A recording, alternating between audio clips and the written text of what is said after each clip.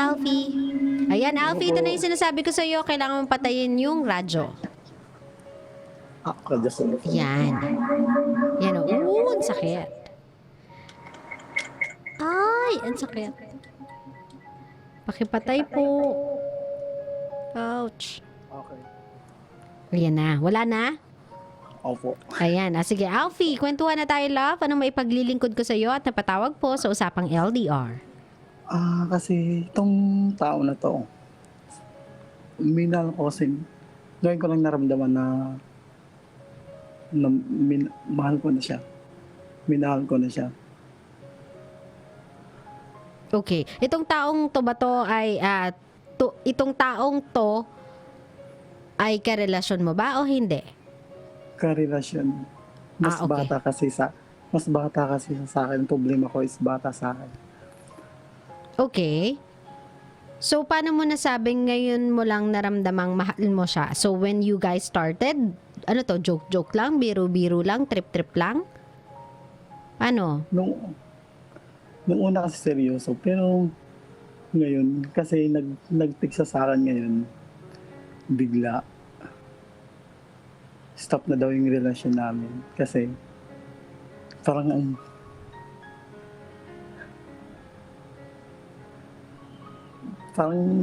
hindi ko na-realize kung hindi pala pwede. Hindi. Okay. Hindi ko nagigets, love. Paano hindi naging pwede kung kayo naman ay magkarelasyon, kung mahal nyo naman yung isa't isa, bakit hindi pwede at bakit kailangan i-stop? Hindi ko alam sa kanya kasi daw, hindi ko alam sa kanya. So, tinatanong ko siya ngayon, bakit? Sabi niya, huwag mo muna akong tanungin kasi nasa trabaho ako. Nasa trabaho daw siya. Sabi ko, hindi naman sa ganung ano. Kasi okay naman tayo tapos magte-text ka ngayon sa akin na stop na natin kasi hindi na daw siya masaya. Sabi ko, ngayon pa ba? Ngayon pa bang minahal na kita? Okay. Ano sabi niya? Naguguluhan daw siya. Kailangan niya munang tigil. Okay. Meron ba kayong pinag-awayan, hindi pinagkasunduan, mga weeks before or day before today? Meron po. Ano meron? Siguro nabasa niya sa mga post ko na nag-cheated daw ako sa kanya. Nag-cheat ka sa kanya? Opo, pero hindi po yun totoo. Okay, ano bang nabasa niya kasi sa mga post mo? Baka naman kasi parang yung post mo insensitive post. Not minding na meron kang jowa na baka magselos, jowa na baka makamisinterpret, baka naman leading yung naging post mo. Ano ba yung post mo? Parang patama din sa kanya, pero hindi naman masama yung post ko tungkol sa kanya kasi nakikita niya yung mga past post ko. Hindi ko nagigets Anong pwede niya ikagalit doon? Kasi tinanong kita kung meron bang happening hindi pinagkasunduan, you told me yes. Tapos yung tinanong ko kung ano yun, sabi mo, maybe it's about my post. Ngayon tanong kita, what's with your post? Ang sinasabi mo naman ay nothing naman harmful in your post. So alin ng totoo? Kasi yung post ko kahapon o isang araw is, I love you but I cheated you. Then siguro nabasa niya yon. Kaya medyo nagalit siya sa akin kanina. Ay, ba't mo naman kasi pinost yun? Hindi ko nga po alam eh. Hindi ko po... Diba? I mean, what's cool with that post? What's so shareable dun sa post na yon? Kasi imposibleng pinost mo yun out of nothing Pinost mo yun out of nowhere or wala lang, trip mo lang i-post. That's impossible. Yun nga po, hindi ko naman sinasadya na nakikita niya. Kasi sabi niya kasi hindi niya nakikita yung mga post ko. So sinubo ko, pinost kung anong reaction niya. Hindi ko naman nakalain na yung magiging reaction niya, tapos bigla-bigla nag-text siya sa akin. Ikaw naman pala gumawa na ikinainis niya sa'yo or naging dahilan kung bakit siya nalito kung anong klaseng relationship meron kayo. Kasi he thought, or that person thought, that you guys are in a relationship. You guys are doing great. And then all of a sudden, magkakaroon ka ng series of post about cheating. I love you but I'm cheating on you. Kahit sino naman sigurong in a relationship, makabasa ng ganun mula sa karelasyon niya, game over. Agad-agad ba? Agad-agad ba talaga? Bakit? Ano bang gusto mo? Ano bang ina-expect mo? Pag siya ba nag-post ng ganun, di ka ba magre-react ng ganyan? Kasi why? Mag-react naman, pero hindi naman sa agad-agad mag-stop na. Dude, Kasi you are saying that you are cheating on someone you love. You are cheating on someone you love. How can it not merit as a good reason for you to break up with someone? Paanong hindi siya magiging valid na rason para hiwalayan mo yung isang tao? Sino ba namang gusto na in a relationship siya with someone and yet the partner is cheating on them? Wala naman sigurong taong nasa matinong utak ang may gusto ng ganun yung ginagawa.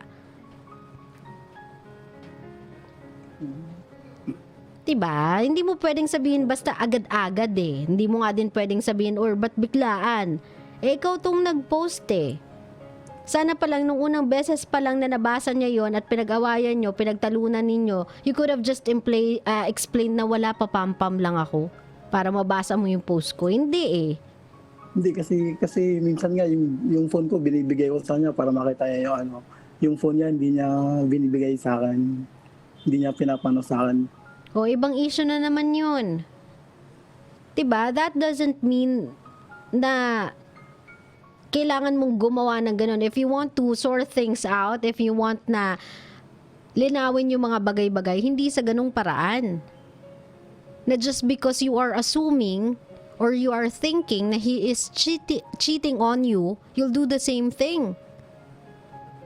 Para kasi ang ginawa mo, dahil feeling ko, nagloloko ka, dahil feeling ko, niloloko mo ko, teka ka. Papakita ko sa'yo na kung ano man yung ginagawa mo, kaya ko din gawin sa'yo. O, teka, maipost nga to. I love you, but I'm cheating on you. O, pak.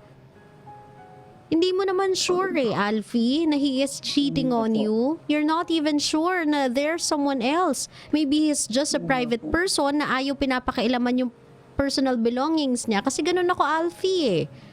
Ako yung tipo ng taong, sige, nagpapakita ako ng cellphone ko, I don't have any passwords sa mga gadgets ko, but I'm not the type of person who goes sneaking around sa partners, sa gadgets ng partners ko, because I do respect that yung partner ko may not take it well. Baka ayaw niya nang nagsisneak upon ako sa mga gadgets niya, and that's fine with me. Kaya nga na uso yung salitang trust eh. Tiwala.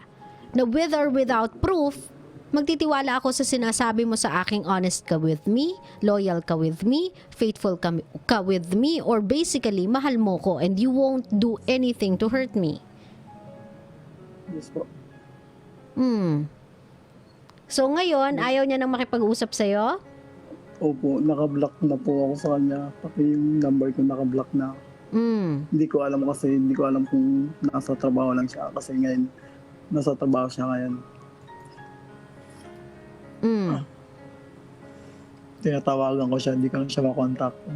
Mini-message ko sa nang magamit na ako ng ibang number para lang makontak siya. Ayaw niya pa din. Ayaw niya pong mag-reply sa akin. Okay.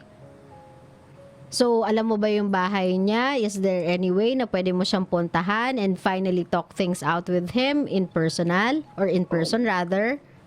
Kasi yung trabaho niya dito is malapit lang. Anytime pwede ko siyang puntahan. Pero natakot ako baka ayaw niya akong lapitan. Okay. Pag let's just say you can gather enough courage para puntahan siya. Sabi mo kasi walking distance lang yung lugar niya sa'yo eh. Let's just say makakuha ka ng lakas ng loob para kausapin siya, puntahan siya, at finally, kamustahan sa kanya in person? Ano bang gusto mong i-achieve? Ano bang gusto mong linawin? Ano bang gusto mong sabihin sa kanya? Ano bang gusto mong itanong? Hindi ko alam. Unang-una hingi ako ng sorry sa kanya. Mhm. Kasi nasaktan ko siya. And then? Gusto kong mag-usap kami dalawang. Kasi nagugulan din ako eh. Nagugulan siya, nagugulan din ako. Paano ka naguguluhan at saan ka naguguluhan, love?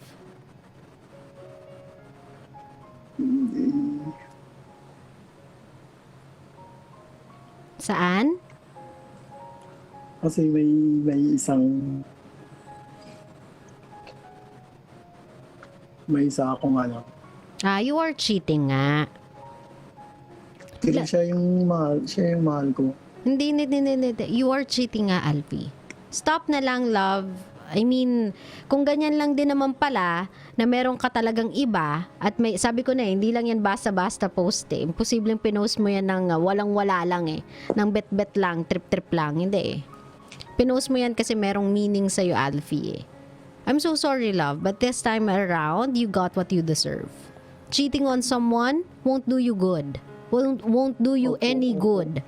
Kaya yung ginawa mong yan, dahil obviously, hindi niya bet yung mga ganyang galawan, hindi niya trip yung mga ganyang galawan. I'm so sorry, love, but it will be a hard lesson learned in your end. Now, when you are in a relationship, you have to be faithful to someone. Hindi pwedeng mahal mo siya pero meron kang i-fling, mahal mo siya pero meron kang magiging crush or ka-mutual understanding. Hindi pwedeng mahal mo siya pero meron kang hinaharot on the side. That's impossible.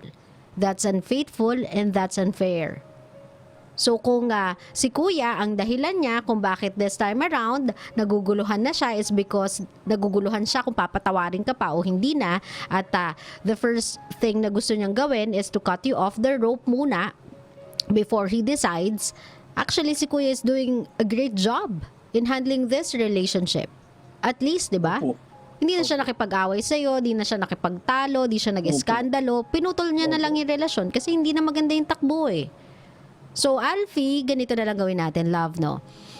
Ito, pagkakamali mong to, I'm so sorry, pero ito yung cause. Ito yung consequences of our actions. If humingi ka ng tawad at sinabi niya sa'yo ganyan na I'm so sorry, even if humingi ka ng tawad sa akin, even if I know you mean well, even if I know na sincere ka sa paghingi mo ng tawad, I am no longer gonna continue with this relationship with you, kailangan mo yung tanggapin ng maluwag sa loob mo, Alfie, kasi ikaw yung nagkamali. Ikaw yung nang cheat, ikaw yung nagkaroon ng iba. So, yung hinala mo sa kanya, na ibinabato or ibinibintang mo sa kanya, the reason why binibintang mo is because ikaw yung gumagawa. So, Alfie, you need to let that guy go. Pero last chance mo na siguro yung lumapit sa kanya in person to see if may chance ka pa. Pero pag sinabi ng tao sa'yo na wala ka na talagang chance, Alfie, bigyan mo na lang siya ng respeto, just let him go. Kung meron ka mang one day makitang kasama niya, one day makitang sabihin na natin na happy siya with, that's no longer, sabihin na natin, your concern, and that's out of your control. Kahit ba sabihin natin 1 week pa lang meron na siyang iba, hindi mo siya masisisi. What you did is something na sabihin na natin needs a quick fix para sa kanya. Kumbaga yun yung way niya of coping sa nangyari sa inyong dalawa. I'm not saying na all of this ay kasalanan mo lang. It could have been prevented. It could have been, sabihin na natin, discussed over few talks in person. But then again, I don't think he's the type of person na gusto pang pag-usapan once na may nan-cheat sa kanya. So, kailangan mo siyang respetuhin doon. What you've done is something wrong. What you've done is somehow unforgivable for some people. Kasi ganun talaga, Alfie. Sometimes sa ibang tao, once is enough. Yes po. So, kung meron kang gustong sabihin na lang sa kanya, love, if ever na makikinig siya or nakikinig siya, if ever na marinig ka niya, kung meron ka mang gusto pang mga sabihin sa kanya, anong gusto mo sabihin sa kanya, love? Sige, go ahead. Hindi kong banggitin yung pangalan niya. Ikaw, discretion mo, love. Go ahead. Diego, sorry.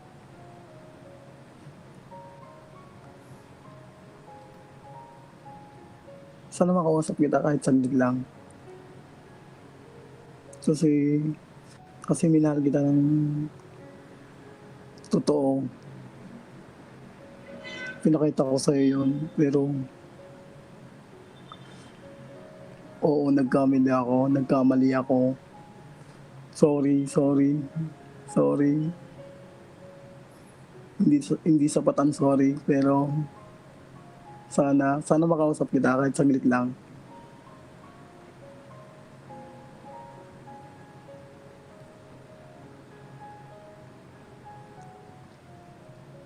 Diego,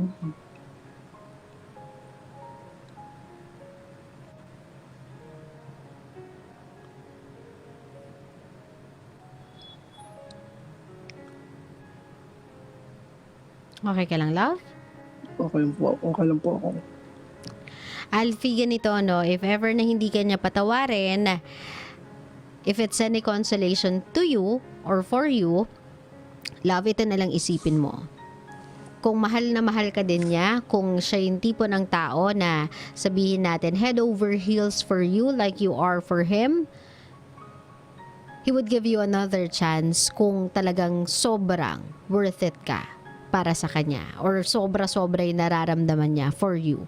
But since hindi ka man lang niya hininga ng explanation, hindi ka man lang niya binigyan ng sabihin na natin chance to somehow defend yourself or somehow talk about this, you just have to sabihin na natin na think na he's not just that type of guy or type of person. Hindi lang talaga siya yung tipo ng tao na good dealing with people who cheats on them. Hindi lang siguro nagsisit well sa kanya yung idea of cheating.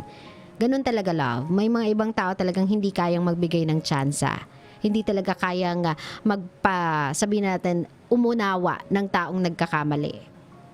Pero, yun nga yun Alfie We cannot blame them for being like that No one likes to be cheated on, love. I'm so sorry. Pero kung sakasakaling this relationship will end, let it be a lesson learned na lang in your end.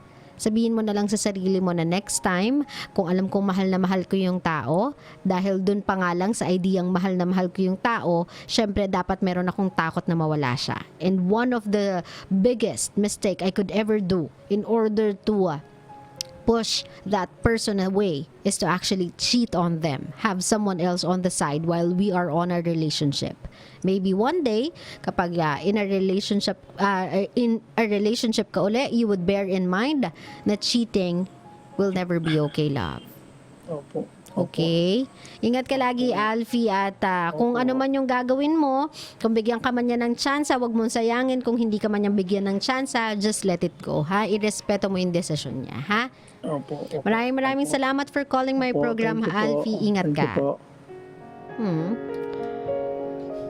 Nalulungkot ako kasi naririnig, kumbaga nararamdaman ko yung regret sa boses niya. Nararamdaman ko yung panghihinayang sa boses niya. Nararamdaman ko yung, alam mo yon yung pagsisisi sa boses niya. Pero yun nga yung sinasabi ko kay Alfie, na not everybody is good kasi giving another chance to cheaters. Hindi lahat ng tao makaiintindi ng mga raso ng tao lang ako, nagkakamali din, pwede naman akong bigyan ng chance, everybody deserves a second chance, yung mga gano'n. Not every sabihin na natin, not every people na willing to embark on a romantic relationship sits well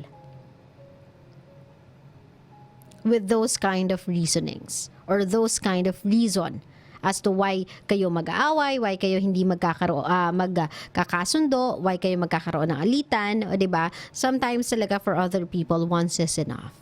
Kaya sa mga kabisyo natin dyan, if you are already in a relationship, the moment you hint or the moment na you feel even a hint of panlalandi from someone else, and you know na yung nagiging actions ng taong yon ay different na, nagiging actions ng taong yon ay nasa panlalanding side na. If you don't want to create a mess, and if you don't know how to handle a mess, then don't make one. ikaw na mismo lumayo. Kontrolin mo na yung sarili mo. Kontrolin mo na yung ginagawa mo. Kontrolin mo na yung ugali mo. Tukso lang yan. At kung ano man yung thrill na nararamdaman mo, it's all just temporary. If you have to choose between something na can excite you, can give thrill or inject thrill into your life on a temporary basis, and something na medyo some kind na used off ka na, from time to time boring sa'yo, pero can last a lifetime, of course, be smart enough to choose the latter, which is yung pangmatagalan. Piliin mo pa rin yung may pundasyon, yung matibay, yung something that you can look forward to. Kasi yung mga panandali ang saya na yan, dyan lang din naman nagsisimula lahat ng relationship eh, di ba? Sa mga relationship, of course, punong-puno yan ng kilig sa mga unang part, unang months. Pero come the 6 month or 1 year in your relationship, things will soon die down. Yung mga kilig-kilig moments na yan, yung mga mushy texts or calls na for hours tumatagal, unti-unti na naman talagang nag-fade yung mga yan. Pero that doesn't mean you no longer love each other. It's more of you become comfortable with each other dahil yung foundation ninyo, yung trust, yung sabihin na natin yung faithfulness, yung honesty nyo nabibuild na into a one sturdy na foundation or sturdy na pader to keep and hold your relationship together. So, sa mga kabisyo natin, ang key dito, huwag kayong maharot. Wag na kasi kayo maharot, oh, 'di ba? Wag na po tayo magharot-harutan, 'di ba? Pag merong tawag dito, meron ng jowa, manahimik na. Magtigil na ganyan, pumirme, ganyan.